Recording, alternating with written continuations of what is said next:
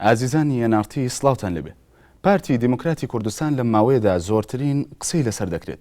دۆخی ئێستەی ئەو حیزبە و پەیوەندەکانی لەگەڵ پارتەکانی دیکەی کوردستان هەروەها و ڕخنانەی ڕوبەڕووی ئەم پارتە دەکرێتەوە. گفتوگۆی ئەم بەرنامەیە دەبێت بە میوانداری هەڵۆ ئەحمەد کوردە بەرپرسی لقی چواری پارتی دیموکراتی کوردستان. کاکەڵۆ زۆر بەخێر بێت. زۆر سپاس. کاکەڵۆ لە ئێستادا پارتی لەگەڵ هێزە کوردیەکاندا پەیوەندەکانی لە چه ئاستێکدایە بە تایبەت لەگەڵ هێزەوە ئۆپۆزیسیۆنەکاندا؟ بە ناوی خی گەورە و میهرەبان، ئێمە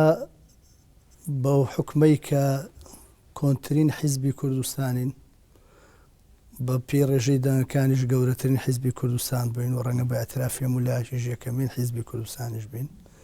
ئەرچی سەرشانمانە لە ڕوانگەی هەستی بەرپرسیارەتی مێژوویی نیشتیمانی نەتەوەییمانەوە کە ڕابردوویەکمان هەیە لە خزمەت و تێکۆشانی میلەتەکەمانە. ئێمە پێمان خۆشە پەیوەندیمان لەگەڵ هەموو پارت و لایەنە سیاسەکانی کوردستانە بێ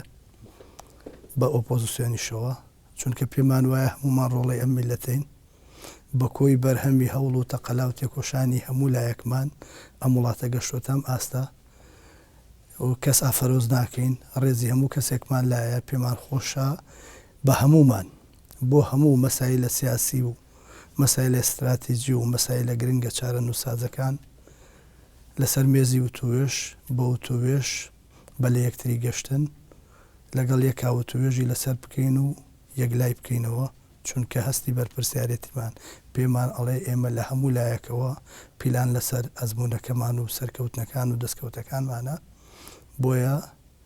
بە گرنگی ئەزانین لەگەڵ هەموو لایەنەکە پەیوەندیمان باش بێت. زۆر باشە. ئەمە ویستی پارتی دیموکراتی کوردستانە بۆ پەیوەندی لەگەڵ هێزە کوردیەکاندا و لە ناویاندا هێزە ئۆپۆزیسیۆنەکان، کەواتە لە واقعدا پارتی دیموکراتی کوردستان پەیوەندەکانی لەگەڵ لایەنەکانی ئۆپۆزیسیۆندا بە تەحدید لە چه ئاستێکدا پەیوەندێکی باشە یاخود خراپ؟ لای ئێمەوە هەمیشە باشە، بەڵام هەندێک جار حیزبێک یا بەرپرسی یەکەمی حیزبێک سەردانی وڵاتێکی ئەقلیمی ئەکایە مەسەلەیەکی تر لای ئەوان بە شێوازێکی کە لێکدانەوەی بۆ ئەکرێ، ئیتر ئەوان هەڵوێستی خۆیان بگۆڕن بۆ ماوەیەکی دیاری کراو لە پەیوەندەکانە ئەو پەیوەندی بەوانەوە. ژنا ئێمە هەمیشە هەوڵماندا و پەیوەندیمان باش بێت. دواتە ئێستا پەیوەندەکانتان باشن؟ بەتایبەت لەگەڵ بزوتنەوەی گۆڕان و کۆمەڵی ئیسلامی و یەکگرتووی ئیسلامی؟ ئێمە ئێستا لەگەڵ کۆمەڵی ئیسلامی و یەکگرتووی ئیسلامی بەڵێ باشە، لەگەڵ بزوتنەوەی گۆڕانیش دوای ئەوەی کە بەڕێزنەوت شیروان مستەفا سەردانی ئێرانی کرد گەڕایەوە پەیوەندی ئەوان بە شێوازی شکایەوە دیارە هەم خۆشی هەندێک لە دیمانەیەکی تەلەڤیزیۆنیا هەندێک قسەی کرد، هەندێک شتی وت کە شتی تازە بوون، ئەوە تقریبان دۆخەکەی تۆزێک گۆڕیوە. بەڵێ، باز لەوە دەکرێت کە پاکێجەکانی ئۆپۆزیسیۆن کە پێشکەشی هەردوو پارتی فەرمانڕەوایان کرد، یەکێتی نیشتیمانی کوردستان و پارتی دیموکراتی کوردستان، پەیوەندی هەبوو بە نۆرمالکردنەوەی یاخود هێواشکردنەوەی پەیوەندەکانی پارتی وێکێتی لەگەڵ بزوتنەوەی گۆڕان و کۆمەڵی ئیسلامی و یەکگرتووی ئیسلامیدا. تا چەندە و پاکێجانی ئۆپۆزیسیۆن وای کرد کە پەیوەندی نێوان ئۆپۆزیسیۆن و پارتەکانی فەرمانڕەوا هێواشتر بێ یاخود باشتر بێ؟ ئێمە وەکو سەرەتا وتم ئەم جارە ژێڵێمەوە، ئێمە پێمان خۆشە پەیوەندیمان لەگەڵ هەموو لایەنێک باش بێ. سەبارەت بە ئۆپۆزیسیۆن ڕەنگە من ئەم قسەی کە پێت ئەڵێم وەکو ڕێی خۆم بڵێم، ئۆپۆزیسیۆن ڕەنگە هەندێک پرسیار هەبێ لەسەر ئۆپۆزیسیۆن و ئەگەر بە گرنگیش بزانرێ باس ئەکرێت، بەڵام لە هەمان کاتیشدا ئەمانە هەموو ڕۆڵەی ئەم میلەتەن، هەمومان بەیەکەوەین. ئەو پاکێجانەی ئەوان پێشکەشیان کردووە بێگومان بشتی باشە، چونکە ئێمە دانیشت نەکەین بەیەکەوە قساکەین، بەڵام پێش ئەوە پارتی وێچێتی حکوومەت خۆی بە تایبەتی جەنابی سەرۆکی هەرێم هەنگاوی چاکسازی ناوە، کاری کردو بۆ چاکسازی و پاچێجی باشیش پێشکەش کراوە و کاریشی لەسەر کراوە. بێگومان ئەوانەی ئەم کارە باشانە دەوڵەمەندترەکەوە کاریگەری شێبێ هەتا و توێشە بێ هەتا شتی باش پێشکەش بکرێ کاریگەریە بێ لەسەر پەیوەندەکان. بەڵێ، پارتی دیموکراتی کوردستان لە ئێستادا تا چەند پێویستی بە چاکسازی هەیە؟ ئێمە هەمیشە پێمان وایە چاکسازی ئەبێ بە بەردەوامی بکرێ و پێویستی پێیەتی چوەکو حکوومەت، چوەکو پێداویستی و خزمەتگوزاری و داواکاری خەڵق، چوەکو پەیوەندەکانی ناوخۆمان و ڕێخستنی ناوماڵی کورد، چوەکو خۆشمان بەڵێ پێویستی. کەواتە بە دیاریکراوی ئەو لایەنانە چین کە پارتی دەیەوێت یاخود لە ئێستادا ئیش لەسەرەوە دەکات کە چاکسازی تێدا بکە؟ ئێمە بەڕاشکاوی ئەوەمان و تۆ ئەشیڵین کاتێک کە دوای ئەوەی حکوومەتی بە ئەزڕ و خاوە جارێکیکە کابینەی حکوومەت پێک هاتووە هەڵبژاردن کراوە پەرلەمان هەڵبژێراوە هەوڵ دراوە بۆ ئیشکردن کاری باش کراوە بەڵام ئێمە لە قۆناغێکی ڕاگوزەرین لەو قۆناغە ڕاگوزەرا پێداویستەکانی خەڵق زۆرتر بووە چونکە 50 ساڵە زیاتر ئەم میلەتەی ئێمە شۆڕش و بەرخۆدانەکە لە ماوەی ئەم 50 ساڵەدا کاولکاری زۆر بەسەر وڵاتەکەمان هاتووە هەوڵی قڕکردن لە ناو برنی میلەتەکەمان دراوە گوندەکانمان هەمووی ئەنفال کراون شارەکانمان وێران کراون وێستگەکانی کارەبا و ئاو و ڕێگاوبان و خزمەتگوزاری و هەمووی ببوورە هەمووی خراپ کراوە بۆیە بۆ بیناکردنەوە و چاکردنی ئەمانە وەختی زۆرتری دەوێت ڕۆژ لە دوای ڕۆژیش وڵات گەورەتر ئەبێ باڵختر ئەبێ پێداویستی زۆرتر ئەبێ بۆیە دەبێ وەکو قۆناغی ڕاگوزەر کاکەڵۆ ئەگەر بینەوە سەر پارتی دیموکراتی کوردستان پارتی دیموکراتی کوردستان لە ناو خۆیدا وەکو پارتێک چین ئەو هەنگاوانەی تا ئێستا بۆ چاکسازی ناوێتی ینی بەڕقم پێم بڵێ ئەمانەی کردووە ئێمە گرفتێکمان نییە لە ناو خۆمانە تا بڵین چییە ئەوانەی بۆ چاکسازی بکەین ئێمە کۆنگرەمان هەیە هەر لە 4 ساڵ جارێ جاری وا هەیە بە پێی ئەو هەلوبەرجەی ئەگۆڕێ ئەگەر بارودۆخ مەسەلەن پشێوی هەبێ ئاڵۆزیە بێ نەتوانی 4 ساڵەکە بیگری ماوەکەی جواب بکەوێ ئەمە لە کۆنگرا ئێمە ورد و درشتی کاروباری حیزبەکەمان لە بەرنامەی سیاسیمان لە پەیڕەوی ناوخۆی ئیشکردنمان لە عیلاقات پەیوەندی ناوخۆمان لە پەیوەندی دەولیمان لە پەیوەندی ئەقلیمیمان لە کاروبارەکانمان لە حکومت لە هەر هەمووی لە کۆنگرا دێتە سەر باس و خواست و توێژ و قسەی لەسەرەکرێ لەو ماوە ڕابردووە ئەوەی باش کردومانە زیاتر درێژەی پێدەین ئەوەی پێمان وابێ نەیتوانیوە وەکو پێویست ئامانجەکان بپێچێ جارێککە پێیدا ئەچینەوە هەوڵەدەین چاکسازی لەسەر بڵێ هەر لەسەر پارتی دیموکراتی کوردستانێکێک لەو قسانەی لەم ماوەیەدا زۆر ڕوبەڕووی پارتی دیموکراتی کوردستان دەکرێتەوە ئەوەیە کە پارتی حیزبی بنەماڵەیە ئایا پارتی دیموکراتی کوردستان نکۆڵی لەمە دەکات یاخود پێی وایە پارتی لە دەرەوەی حیزبی بنەماڵەیە حیزبێکی بنەماڵە نییە وەڵامی پارتی بەڕوونی چییە بۆ ئەو تۆمەتە ئەگەر وای نابنی تۆمەتێکە و بە پارتی دەوترێت حیزبی بنەماڵە وەڵامی پارتی بەڕوونی چییە من پێم خۆشە لەسەرمە ئەگەر تۆزێک بوارم بەی زیات قسە بکەم ئێمە ئەمە منەکەم بە دوو بەشەوە بەشێکی ئەگەر ئێمە باس لە واقعی کوردستان عێراق ڕۆژهەڵاتی ناوەڕاست بکەین هەتا ئێستا پەیوەندی خێڵەکی کاریگەری لەسەر دڵ و دەروون و نەفس و وجدان و کاری سەرجەم تاکەکانی کۆمەڵگا هەیە بۆیە هەموو حیزبەکانی کوردستان بەوەی ناوی خۆیانێ ئۆپۆزیسیۆن بەوەی ئاینیە بەوەی چەپە بەوەی ڕاستە بەوەی هەموو پێیان خۆش بێ و پێیان ناخۆش بێ هەموو تاکەکان جۆرێک لەم کاریگەریان لەسەر هەیە ئەمە لەو ڕۆوە ئێمەش ناتوانین بڵین ئێمە جیاوازین لە حیزبەکانی کە مادام کاریگەری لەسەر هەموو خەڵکێکە بێ لە ڕۆژهەڵاتی ناوەڕاست لە کوردستان لە عێراق ئەمە هەبێت یعنی لێکۆڵەرەوەی گەورەی عێراقی وەختی خۆی باسی ئەمەی کردووە عەلی وەردی زۆر بە تەفسیل باسین ئەفم کە ئەمە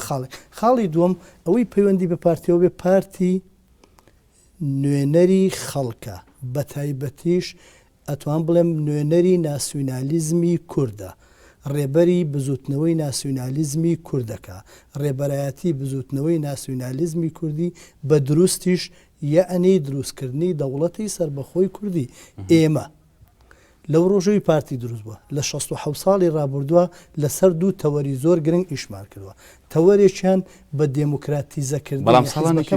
ساڵانێکی زۆر پارتی دیموکراتی کوردستان دروشمی داوای ئۆتۆنۆمی بەرز کرد ئێستا عەرز دەکەم بەڵێ تەوەرێکمان بە دێموکراتیزەکردنی هەم حیزبمان هەم کۆمەڵگامان هەم ژیانمان ئێمە لەسەر میکانیزمەکانی دێموکراتی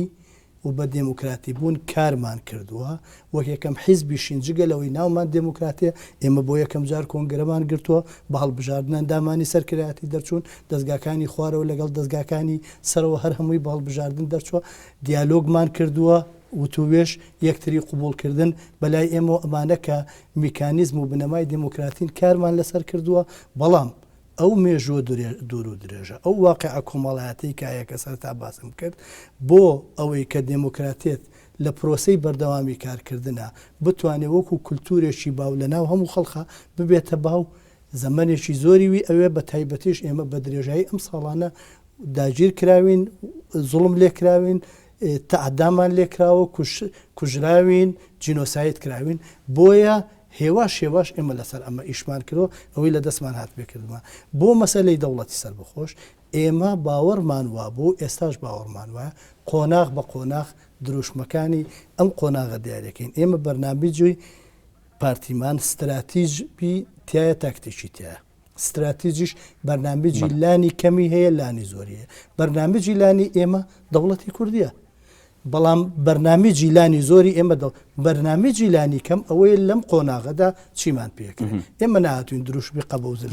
لەم قۆناغا حکمی ذاتی لەم قۆناغا فیدراڵێت فیدراڵێت لەم قۆناغا مافی چارە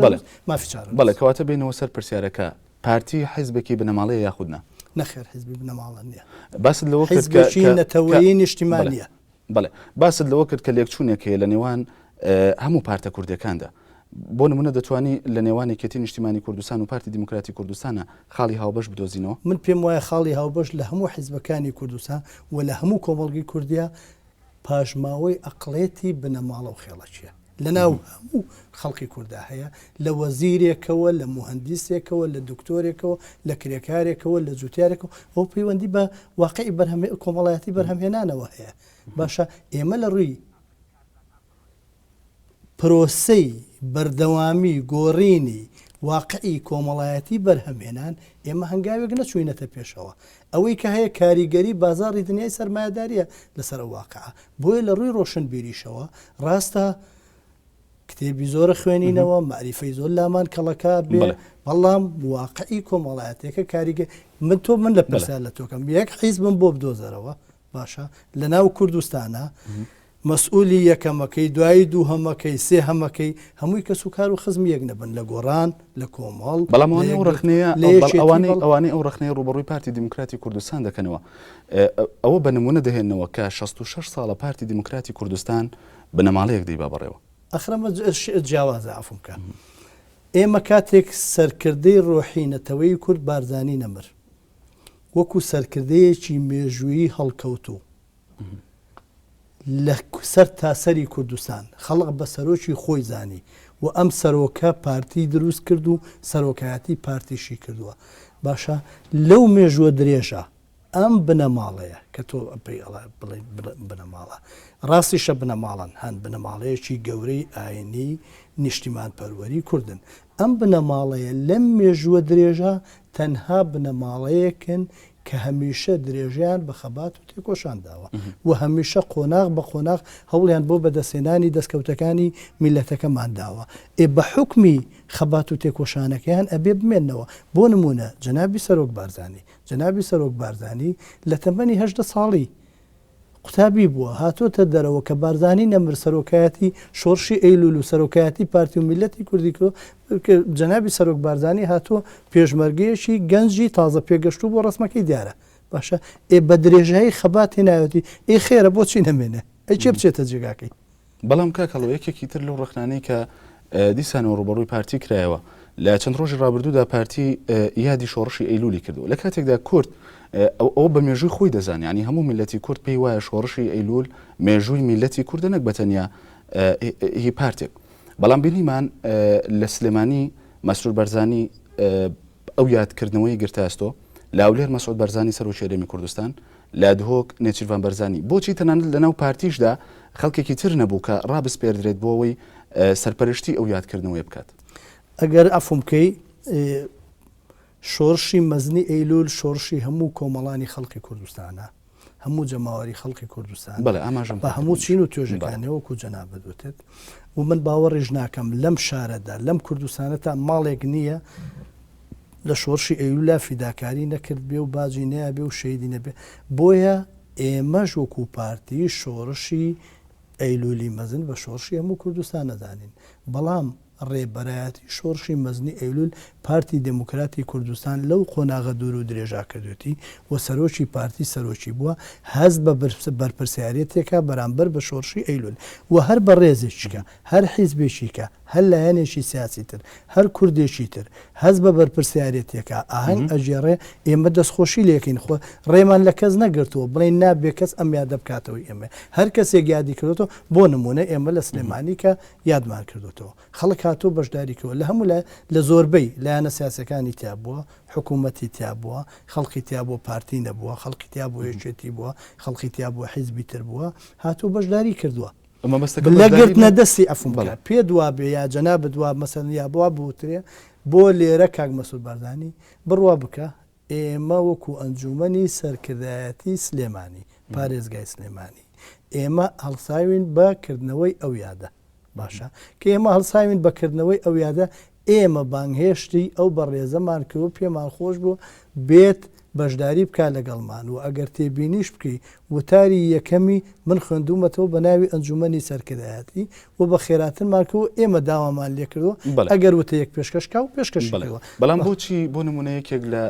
لەو کەسانی کە وەختی خۆی لە شۆڕشی ئەیلولدا لە سەرکردایەتیە بوون یادکردنەوەی ئەو شۆڕشەیان نەگرتە ئەستۆ یاخود ئێوە ڕاتان نەسپاردن نەخێر ئێمە جە بۆ ڕایسپێرین ئێمە کەس ڕاناسپێرین بەڵام بۆ نمونە ئێوە داواتان لە مەسرور بەرزانی کردووە ئەخر ئێمە ئەفم کە ئێمە سیرکە بۆ نمونە لەم شارە ئەو کەسەی کە بەشداری کردو لە شۆڕشی ئەیلولا ڕۆڵی سەرکردایەتی هەبوو بێ ڕۆڵی ئەوەی هەبوو بێکە دەرە قسەکەم بەتەنیا لەسەر سلێمانی نییە مەبەستم لە کوردستان بەگشتی یادکردنەوەکە لە سلێمانی لە هەولێر لە دۆکیش نا من نمونەیەکە پێ بڵم بابە لە یادی شانزەی ئابا کە یادی دروستبوونی دامەزانی پارتی دموکراتی کوردستانە لە ساڵی 2003 لە خانزاد لە هەولێر کرایەوە مام جەلال وتاری پارتی خوێندەوە باشە ئەمە دلیلی ئەوەیە هەم مام جەلال هەستی بەرپرسیارەتی لەو قۆناغا کە پارتی بوو هەم ئێمە وەکو پارتی بەلامانەوە ئاسایی و باشیشە بۆیە بۆ یادی شۆڕشی ئەیلولیش جا منیش پرسیارە کاکەم چێ بوو هات ئەو یادە بکاتەوە و ئێمە پێشوازیمان لێ نەکرد چێ هات ئێمە نەچین بە پیرەوە و نەیگرین بە سنگمانەوە چێ وتی من وتارم هەیە و بڵین نابێ وتارە هەیە هەبێ چێ وتی بابە من ئەمەوێ یادەکە بکەمەوە ئێوەش وەرن لەگەڵمان ئێستا خۆی پرسیارەکە بەگشتی ئەوەیە کە ئەم یادا بە جۆرێک لە جۆرەکان بە حیزبی کراوە لە کاتێکدا ئەمە شۆڕشی ئەیلول شۆڕشی هەموو میلەتی کووردە کەواتە تۆ پێت وایە خەڵکێک نەبوو بۆ خۆی بێت جارێک کە لەم یادەیە بەشداری بکاتەوە خۆی دوو بەشە یان ئێوە داواتان نەکردووە دوو بەشە جارێ وەکووتمان شۆڕشی هەموو خەڵکی کوردستان بووە ئەوێ ڕۆژەش پارتی دموکراتی کوردستان پارتی هەموو کوردستان بووە هەموو کورد یەک پارتی نیشتیمانی و نەتەوەیی هەبووە کە پارتی دموکراتی کوردستانە هەر تێکۆشەرێک لەو زەمانەدا لەگەڵ شۆڕشی ئەیلول بووە لەگەڵ پارتی دموکراتی کوردستانیش بووە ئەم شۆڕشە 51 ساڵ درێژەی کێشاوە بەشێک لەو تێکۆشەرانە پیاوی گەورە و مەزن بوون شەهید بوون کۆچی دواییان کردووە بەر ڕەحمەتی خوا کەوتون ڕۆشون خوالیان ببوورێ و خوا عەفویان کە ئەوی کەماوەتەوە هەر بە ڕێزێک بێ هاتبێتە لای ئێمە لە خزمەتیان هەر بە ڕێزێکە یادی کردوتەوە دەستی خۆش بێ بە یادی بکاتەوە ئێمە بە حیزبیمان بۆ نمونە ئێوە بۆ یادەکە بانکێشتی لایەنەکانی ئۆپۆزیسیۆنتان کرد بۆ نەمەمان بە خۆمان نەیەوە بانگشتی کەس بکەین چونکە گەروامان وت بزەبەت وەکو جەناب دەڵێ بێ بە حیزبی نابێ ئێمە بە ئەو حەقا هەموو کەسێک ئێمە وتەوەی دەبوو خۆیان بێن بەشداری نەخێر ئێمە وتومانە یادی شۆڕشی ئەیلولەکەینەوە هەر حیزبێکی بەڕێز دێ بەشداریەکە تەمە ناکەین و پێمان خۆشە و هەمومان بەیەکەوە بکەین ئەوەی هاتووە بە خێر بێ لەگەڵ تەمە ناکەی ئێمە بۆم ئەوەی کە ناهاتووە ئەترە و خۆی وەڵامەکە لای خۆیەتێ بێ لە خۆی پرسیار زۆر باشە من دەمەوێت هەر لەسەر ئەوە بمێنینەوە کە باز دەوە دەکرێت پارتی حیزبی بنەماڵەیە زۆر جار ئەوە بە دلیل دێنەوە بۆ قسەکەیان کە پارتی دموکراتی کوردستان لە یەکاتە سەرۆکایەتی هەرێمی کوردستان بەدەست مەسعود بەرزانی سکرتێری پارتی دموکراتی کوردستانەوەی نەچیروان بەرزانی سەرۆکی حکوومەتە کە کەسێکی دیاری ناو پارتی و جێگری سەرۆکی پارتی دموکراتی کوردستانە مەسعود بەرزانی کە کوڕی مەسعود بەرزانیە ئەمە بە دلیل دێنەوانێ بۆ ئەوەی کە پارتی حیزبێکی بنەماڵەیە و دەسەڵاتەکانی قۆڕەخ کردووە و تەنانەت وا دەوترێت کە هەرێمی کوردستان بەرەو حکومڕانیەکی بنەماڵە دەبات قسەتان بۆ ئەمە چییە؟ خۆی جا بۆ تۆ حیزبێکم پێ ناڵی کە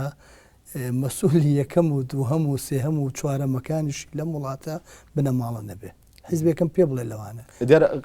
قسەکە ئەوەیە کە لەناو حیزبدا لەگەڵ ئەوەی لەناو حیزبدا کەس یەکەم و دووەمن لەناو حکومڕانیشدا نعفوم کە ئەمە یەک دوو حکومڕانی پەیوەندی بە توانە و لێوەشاوەی خەڵکەوە جەنابی سەرۆکی هەرێم جەنابی سەرۆکی پارتیە باشە خۆی کاندید کردووە بۆ سەرۆکایەتی هەرێم کۆمەڵی خەڵکی کەش خۆی کاندید کردووە جەنابی لە سا هەفتای دەنگی خەڵقی هێناوە خەڵق دەنیاوە تێکەوە بۆ قسە لەسەر ئەم نییە ئەمێنێتەوە دووهەم جەنابی کاگنێت شیروان سەرۆکی کابینەی پێنجەم بووە لە سەرۆکی کابینەی پێنجەمە گەلێک ئیشی باشی کردووە کە ئیشی باشی کردووە دوو حیزبی گەورە لەم وڵاتە زۆرترین ڕێژەی پەرلەمانیان هێنا و حکوومەتیان گرتوتە دەستخۆ بە ڕێزانی کە بەهاتنای لە حکوومەتا بەشداریان بکرا ڕنگ بوو بەرەوان بکەوتە یا دەنگیان زۆرتر بێنە کە ئەم دوو حکوومەت دوو حیزبە گەورەیە حکوومەتیان پێکێناوە لە بینی خۆیان ناپێکاتون ماوەیەکیان ئەم بیکات ماوەیەکیان ئەو بیکات لەو ماوەیە کە یەکێتی سەرۆکی حکوومەت سەرۆکی ئەنجومەنی وەزیرانەکەی دکتۆر بەرەم بوو لە ماوەی ترە سەرۆکی ئەنجومەنی وەزیرانەکە کاگنێت شیروان دەنگی دراوەتێ پەرلەمان دەنگیاوەتێ حیزبەکەی تری هاوپەیمانیش دەنگیاوەتێ و ئێمەش لە ناو حیزبەکەی خۆمانە دەنگمان ناوەتێ و دەریش کەوتۆ پیاوێکی سەرکەوتو بووە باشترین نمونە ئەوەیە کۆمەڵێ ئیشی خزمەتگوزاری گەوری باشی کردووە کۆمەڵێشتی زۆر استراتیژی کردووە کاگنێت شیروان کە حەقا خەڵق بەڕاستی یعنی ڕێزی ئەم شتانە بزانێ کاگنێت شیروان بناغەی ئابووری نیشتیمانی کوردستانی داناوە ژێرخانی کۆمەڵگەی کوردی بینا کردووە ئەوە یعنی بۆیە کەسی سێم کە کاک مەسرورە باشە ئێجەنا بدەزانین لە ماوەی چەند ساڵی ڕابردووە لەم وڵاتەدا ئەو هێمنی و ئارامی و ئاسایشەی لەم وڵاتەدا پارێزراوە بەهۆی دەستگای ئاسایش و ئەمن و ئەو دام و دەستگایانەوە بوو کە سەرۆکی بووە ئێکەوە بوو توانای خۆیەتی ئەنجا دیسان خۆ ئەمە مەسەلەن ڕێژەیە ئەگۆڕێ جارێککە کەسێککە دێتە پێشەوە خۆ ئەمە مەسلەیەک نییە بە زۆرین بوو بێت و دیسان لە حیزبەکانی کەشاکاکە هەر حیزبێکی کەش ئێستا بۆ نمونە بەیانی گۆڕان حکوم بگرێتە دەست چیەکە هەر بە هەمان شێوەیە خۆ ئێستا چۆن لە ناو حیزبەکەی وایە لە ناوێشێتیش بە هەمان شێوە وایە لە ناو کۆمەڵی ئیسلامی لە ناو سۆسیالیستی ژوایە لە ناو حیزبەکانی تر وایە و دیسان من سەرەتا عەرزم کردی ئێمە بێ بچینەوە سەر ئەو پاشخانە ئابووریە سیاسی لە وڵاتی ئێمە یەکێ لە گرفتەکانی وڵاتی ئێمە ئەوەیە خەڵق باسی شێوازی بەرهەمێنان ناکە باسی شێوازی ئەوە ناکە کە واقعی کۆمەڵای بەرهەمهێنانی کۆمەڵایەتی ئێمە ئێستا لە چ قۆناغێکدایە باشە ئەگەر ئێمە لەوێ وەسەیرکەین من پێم خۆش بوو پرسیارەکە لە ڕووی پرسیارێکی ئابووری فکری سیاسی و لێ بکەی بۆی لەوێ جێگەی ئەوە بکەینەوە کە سەرەتاش ئیشارەتێکم پێ کە هەموو کۆمەڵگای کوردی شەکەڵە تۆ ینی پێ دوایە لە هەرێمی کوردستاندا هەموو پارتەکان هەموو حیزبانێکە هەن بە یەک شێوازن نە من هەموو حیزبەکان ناڵێم من پێم وایە هەموو کوردستان بەس لەوە کرد بۆ نمونە چ پارتێکەیە لە هەرێمی کوردستاندا کە کەسی یەکەم و جێگرەکانی و کەسی دووەم و ئەوانە لە کەسی بنەماڵەکەی خۆی نەبێت یاخود کەسی نزیکی خۆی نەبێت من حەزەکەم ئەمە بەلایەنگری لەسەر حساب نەبێت تەنها بۆ نمونە یەکگرتووی ئیسلامی کوردستان دەتوانین بڵین حیزبێکی لەو جۆرەیە یاخود کۆمەڵی ئیسلامی کە سەرکردەکەی بۆ نمونە کەسێکە و جێگرەکەی کەسی نزیکی خۆیەتی یاخود کوڕێتی یان برازایەتی یان کەسێکی نزیکی خۆی بێت بە نمونە وەکوتم بەنمونە من ڕێزەمەیە تەبەن بۆ هەموو حیزبەکان بۆ یەکگرتووی ئیسلامیش من لێرەشە نامەوێ ینی لەم بەرنامەی جەناب تا کەسێک ناشرین کەم یا کەسێ جوان کەم یا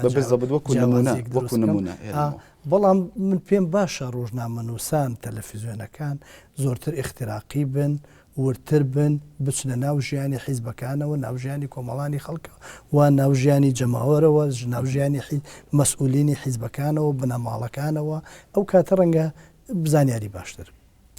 دیارە مەبەستی منەوە بوو ینی بە حکمیەوەی تۆ وەکو سیاسێک و ئاگاداری بارودۆخەکەیت و ئاگاداری پارتەکانی دیکەشی لە پاڵ پارتەکەی خۆتە ینی ئەو بەراوردکاری کە تۆ کردت کە هەموو پارتەکان بەو شێوەیەن یاخودوتە چ پارتێکمونە تەنها بە نمونە یەکگرتووی ئیسلامی یاخود کۆمەڵ کە ناوم هێنان ئەگەر ئەفۆم بکەی من جارێککە